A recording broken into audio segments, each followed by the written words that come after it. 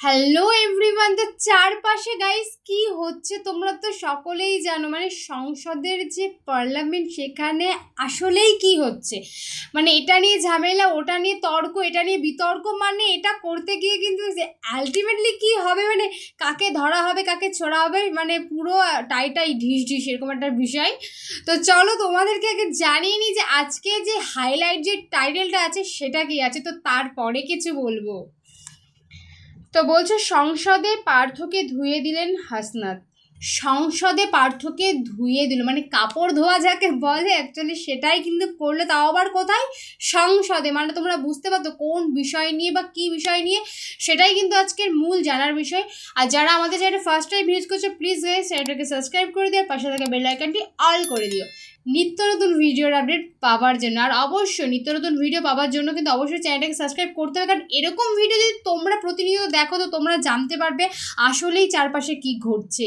তো আমাদের অবশ্যই ভিডিওটা দেখতে হবে, তো আমাদের মেইন ভিডিও ডেসক্রিপশন বক্সে চলে আসবে, ওখান থেকে চেক আউট করে নিও। তো চলো আজকের ভিডিওটা দেখা যাক।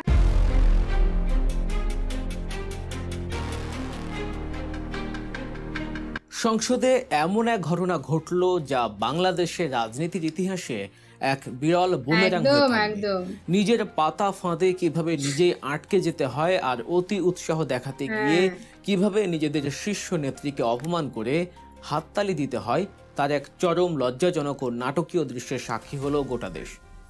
একটি মাত্র প্রশ্ন, একটি মাত্র আক্রমণাত্মক মন্তব্য কিভাবে পুরো সরকারি দলকে ব্যাকফুটে ঠেলে দিল, আর সেটাই কিভাবে দেখায়। বিরোধী দলের তরুণ ও পোড় খাওয়া নেতারা মিলে পুরো সংসদকে স্তব্ধ করে দিলেন, তা নিয়ে আজ রাজনৈতিক অঙ্গনে চলছে তুমুল জল্পনা কল্পনা।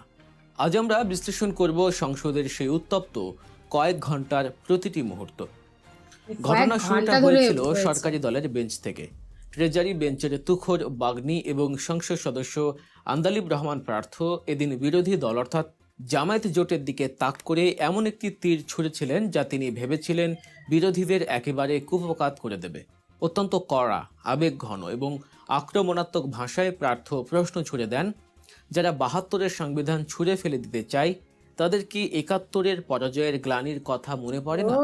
তিনি অত্যন্ত জোরালো ভাষায় দাবি করেন এই ৭২-এর সংবিধান যারা পরিবর্তন করতে চায় তারা মূলত স্বাধীনতা বিরোধী শক্তিরই প্রতিচ্ছবি। আন্দালিব রহমান পার্থর এই বক্তব্যটি ছিল অত্যন্ত চটকদার। তিনি এমনভাবে কথাগুলো উপস্থাপন করেছিলেন যে মুহূর্তের মধ্যে সংসদে এক অন্যরকম আবহের সৃষ্টি হয়। প্রধানমন্ত্রী তারেক রহমান সহ ট্রেজারি বেঞ্চের প্রায় সকল সংসদ সদস্য একযোগে টেবিল চাপড়ে তার এই বক্তব্যকে স্বাগত জানান। সরকারি দলের ভেতরে তখন এক উৎসবের আমেজ। সামাজিক যোগাযোগ মাধ্যমেও সরকারি দলের অ্যাক্টিভিস্টরা পার্থর প্রশংসায় রীতিমতো পঞ্চমুখ হয়ে ওঠেন। মনে হচ্ছিল পার্থ হয়তো আজকের দিনের সবচেয়ে বড় রাজনৈতিক বিজয়টি অর্জন করে ফেলেছে। কিন্তু রাজনীতির এই উল্লাস খুব বেশিক্ষণ স্থায়ী হতে পারেনি, কারণ ঠিক এর পরপরই ঘটে যায় সেই ঐতিহাসিক বুমেরাং। পার্থর বক্তব্যের জবাব দিতে সংসদে উঠে দাঁড়ান তরুণ প্রজন্মের তুখোর সংসদ সদস্য হাসনাত আবদুল্লাহ। আর তিনি যা বললেন তার জন্য সরকারি দল বিন্দুমাত্র প্রস্তুত ছিল না। হাসনাত আবদুল্লাহ স্পিকারের দৃষ্টি আকর্ষণ করে অত্যন্ত সুকৌশলে পুরো সংসদকে স্তব্ধ করে দেন। তিনি সরাসরি স্মরণ করিয়ে দেন যে ৭২-এর এই সংবিধান ছুঁড়ে ফেলে দেওয়ার যে ঐতিহাসিক ঘোষণার কথা বলে আন্দালিব রহমান পার্থ বিরোধীদের আক্রমণ করছেন, সেই ঘোষণাটি একসময় স্বয়ং সাবেক প্রধানমন্ত্রী এবং বিএনপির চেয়ারপারসন বেগম খালেদা জিয়াই দিয়েছিলেন। হাসনাত আবদুল্লাহ প্রকাশ্যেই বলেন, ক্ষমতায় এলে এই বাকশালী সংবিধান তিনি ছুঁড়ে ফেলে দেবেন, এই কথা বেগম খালেদা জিয়াই বলেছিলেন। তরুণ এই সংসদ সদস্য এখানেই থামেননি। অত্যন্ত ক্ষোভের সাথে তিনি সরকারি দলের দিকে আঙুল তুলে বলেন, বিরোধী দলকে রাজনৈতিকভাবে খোঁচাতে গিয়ে আন্দালিব রহমান পার্থ প্রকারান্তরে স্বয়ং বেগম খালেদা জিয়াকেই চরমভাবে অপমান করেছেন। আর সবচেয়ে বড় লজ্জার বিষয় হলো সরকারি দলের এমপিরা টেবিল চাপড়ে নিজেদের নেত্রীর সেই অপমানকেই সমর্থন জুগিয়েছেন। হাসনাত আবদুল্লাহর এই মোক্ষম এবং ঐতিহাসিক সত্য তুলে ধরার সাথে সাথেই প্রধানমন্ত্রী তারেক রহমান সহ সরকারি দলের সামনের সারির নেতাদের মুখ চরম অস্বস্তিতে লাল হয়ে যায়। যে এমপিরা কিছুক্ষণ আগেও টেবিল চাপড়া ছিলেন তারা বুঝতে পারেন যে আবেগ আর অতিভক্তির বশবর্তী হয়ে তারা কত বড় এক রাজনৈতিক ভুল করে ফেলেছে। দর্শক, রাজনীতির এমন সব চমকপ্রদ বিশ্লেষণ এবং পেছনের গল্প সবার আগে পেতে গল্প নিউজ চ্যানেলটি এখনই সাবস্ক্রাইব করুন।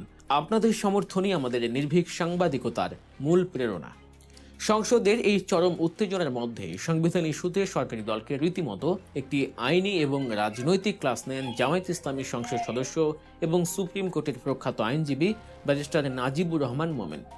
রাজনৈতিক বিশ্লেষকদের মতে ৭১-এর মহান মুক্তিযুদ্ধের মূল স্পিরিটের সাথে প্রথম বেইমানি করেছিল খোদ এই ৭২-এর সংবিধানই। কারণ ইতিহাস সাক্ষী অনেক এই বিষয় আছে সংবিধানের আইনি সংবিধানে। মারপ্যাঁচ এবং দোহাই দিয়েই পতিত স্বৈরাচার শেখ হাসিনা বছরের পর বছর ধরে দেশে গুম খুন, বিনা ভোটে নির্বাচন, রাতের ভোট এবং ডামি ভোটের মতো ভয়ঙ্কর সব অগণতান্ত্রিক কর্মকাণ্ড জায়েজ করেছিলেন। আর আজ সেই একই সংবিধান নিয়ে সংসদে যারা অতিভক্তি দেখাচ্ছেন তাদের যুক্তি বলে না, মারপ্যাঁচে অতিভক্তি ঘায়েল চোরের করেন লক্ষণ। ব্যারিস্টার মোমেন। তিনি অত্যন্ত ক্ষুরোধা যুক্তিতে বলেন, যে কোনো দেশের সংবিধানের আসল বাপ বা মালিক হলো সে দেশের সাধারণ জনগণ। সংবিধান কোনো ঐশী বা পবিত্র ধর্মগ্রন্থ নয় যে যুগের পর যুগ তা কোনোভাবেই পরিবর্তন করা যাবে না। দেশের মালিক হিসেবে জনগণ যখন চাইবে তখনই তাদের প্রয়োজনে এই সংবিধান পরিবর্তন বা সংস্কার হতে পারে। তিনি মনে করিয়ে দেন, সদ্য সমাপ্ত নির্বাচনে দেশের প্রায় ৭০% মানুষ এই গণভোট বা সংস্কারের পক্ষে তাদের ঐতিহাসিক রায় দিয়েছেন। ব্যারিস্টার মোমেনের এই অকাট্য আইনি যুক্তির পর সংসদের সরকারি দলের এমপিদের আর কোনো আইনি ব্যাখ্যা দেওয়ার সুযোগই ছিল না। এই বিতর্কে বিরোধী দলের আসনে বসে একটি রাজনৈতিক দলের ঠিক যে ধরনের আগ্রাসী এবং লজিক্যাল পারফরমেন্স দেখানো দরকার, জামায়াত ঠিক সেই পুরনো এবং লড়াকু ফর্মেই যেন আবার ফিরে এসেছে। তারা সংসদে অত্যন্ত ধারাবাহিকভাবে প্রমাণ করে দিচ্ছে যে যুক্তির লড়াইয়ে তারা কতটা প্রস্তুত। শুধু নাজিবুর রহমান মোমেনই নন, আজ আবারও সরকারি দলের যুক্তির ভিত নাড়িয়ে দিয়েছেন জামায়াতের এমপি শফিকুল ইসলাম মাসুদও। তিনি অত্যন্ত কড়া ভাষায় বলেন, এই বিএনপি সরকার ফ্যামিলি কার্ড বা কৃষক কার্ডকে গুরুত্ব দিয়ে দেখলেও জনগণ যে কারণে তাদের ম্যান্ডেট দিয়েছে সেই রায় তারা মানছে না। জনগণ ৭০% ভোট দিয়ে গণভোটের মাধ্যমে সংবিধান পরিবর্তনের যে আদেশ দিয়েছে সেই আদেশ তারা মানছে না। তারা জনগণকে পাত্তাই দিচ্ছে না, গুরুত্বই দিচ্ছে না। সবশেষে এই বিতর্কের কফিনে শেষ পেরেকটি ঠুকে দেন আখতার হোসেন। তিনি সংসদে দাঁড়িয়ে পরোক্ষভাবে সালাউদ্দিন আহমেদকে বাংলাদেশের ইতিহাসের অন্যতম বড় মুনাফেক হিসেবে চিহ্নিত করেন। আখতার হোসেন অত্যন্ত প্রাসঙ্গিক একটি প্রশ্ন তুলে ধরেন। তিনি জানতে চান, ৫ আগস্টের পর অ্যাটর্নি জেনারেল যিনি বর্তমান আইনমন্ত্রী তার নিয়োগ কোন সংবিধান মেনে হয়েছে? অন্তর্বর্তীকালীন সরকার কোন সংবিধানের আন্ডারে নির্বাচনের আয়োজন করলো? কোন সংবিধান অনুযায়ী ক্ষমতা হস্তান্তর করলো? আখতার হোসেন মনে করিয়ে দেন, সালাউদ্দিন আহমেদ নিয়মিত ঐক্যমত্য কমিশনের বৈঠকে যেতেন। জুলাই সনদ কিভাবে বাস্তবায়ন করা যায় সে বিষয়ে তিনি রূপরেখাও দিতেন। গণভোটের বৈধতার কথা তিনি প্রথম বর্ণনা করেছিলেন। অথচ সেই সালাউদ্দিন আহমেদ আজ স্বরাষ্ট্রমন্ত্রী হয়ে আগের সব বক্তব্যের সাথে সাংঘর্ষিক এমন কথা কিভাবে বলেন? জুলাই সনদ বাস্তবায়নের অধ্যাদেশ জারির রাতে বিএনপি মিটিং করে মির্জা ফখরুলের নেতৃত্বে অন্তর্বর্তীকালীন সরকারকে ধন্যবাদ জানিয়েছিল। সেই একই অধ্যাদেশকে এখন কিভাবে তারা সংসদে দাঁড়িয়ে অবৈধ বলে দাবি করে? এই অধ্যাদেশ তারা মানতে চায় না। আখতার হোসেনের মতে এর থেকে বড় মুনাফিকি বাংলাদেশের ইতিহাসে আর কেউ কি করেছে? তিনি উল্লেখ করেন, তারেক রহমান নিজে আবু সাইদের রংপুরে দাঁড়িয়ে দয়া করে গণভোটে হ্যাঁ ভোটে দিতে বলেছিলেন। তার সংসদে এখন কি কারণে সেই বিষয় নিয়ে আবার আলোচনা করতে হচ্ছে তা নিয়ে প্রশ্ন তোলেন আখতার হোসেন। সব মিলিয়ে গতকালকের সংসদীয় বিতর্ক প্রমাণ করেছে যে পূর্ব প্রস্তুতিহীন এবং আবেগতাড়িত আক্রমণ রাজনীতিতে কতটা ভয়ানক হতে পারে। আন্দালিব রহমান পার্থর একটি মন্তব্য সরকারি দলের জন্য যে রাজনৈতিক অস্বস্তি আর লজ্জার জন্ম দিল তা সহজে ভোলার নয়। অন্যদিকে আইনি ও রাজনৈতিক যুক্তিতে বিরোধী শিবির যে শক্তিমত্তার পরিচয় দিয়েছে তা আগামী দিনের রাজনীতির জন্য এক বড় বার্তা। দেশের রাজনীতি, সংসদীয় বিতর্ক এবং সব ধরনের খবরের পেছনের আসল খবর জানতে এবং এরকম আরও বিশ্লেষণধর্মী ভিডিও পেতে গল্প নিউজ চ্যানেলটি সাবস্ক্রাইব করতে ভুলবেন না। আপনাদের মতামত অবশ্যই কমেন্ট বক্সে জানাবেন। আজকের মতো এখানে শেষ করছি। চোখ রাখুন গল্প নিউজের পর্দায়। আল্লাহ হাফেজ।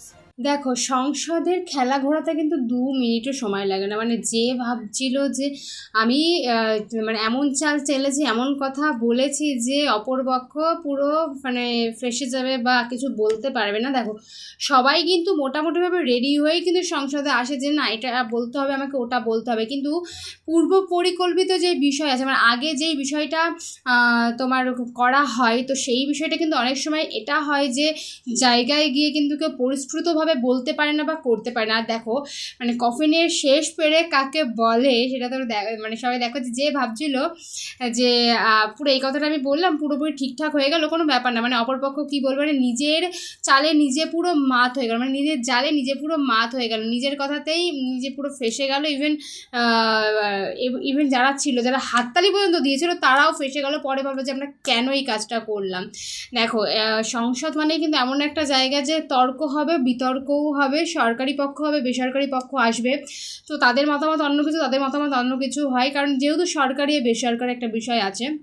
আর সেখানে দাঁড়িয়ে কিন্তু অনেক কথার মানে এমন এমন বিষয় নিয়ে ঘটনাটা ঘটেছে, মানে ওই কয়েক ঘন্টা পুরো পরিস্ফুট হয়ে গেছে, মানে সবাই পুরো টোটালি অবাক হয়ে গেছে। এরকম একটা ঘটনা সত্যি কথা বলতে আগে কখনো ঘটেনি, এই ফার্স্ট টাইম ঘটেছে, মানে তার জন্যই কিন্তু সবাই বেসিক্যালি অবাক হয়ে গেছে। তো ভিডিওটা কিন্তু মানে তোমাদের কেমন লাগলো সেটা অবশ্যই আমাদেরকে জানিও। আর নেক্সট তোমরা কেমন ভিডিও দেখতে চাও, কোন টাইপসের ভিডিও দেখতে চাও, আর দেশ সম্পর্কে যদি অনেক তথ্য তোমরা পেতে চাও তো অবশ্যই আমাদের চ্যানেলে তোমাদেরকে সাবস্ক্রাইব করতে হবে, ইভেন কমেন্ট সেকশনে কমেন্ট করতে হবে। আর তো আমরা সেই ভিডিও নিয়ে চলে আসবো। তো চলো আজকের মতো এখানেই, বাই বাই।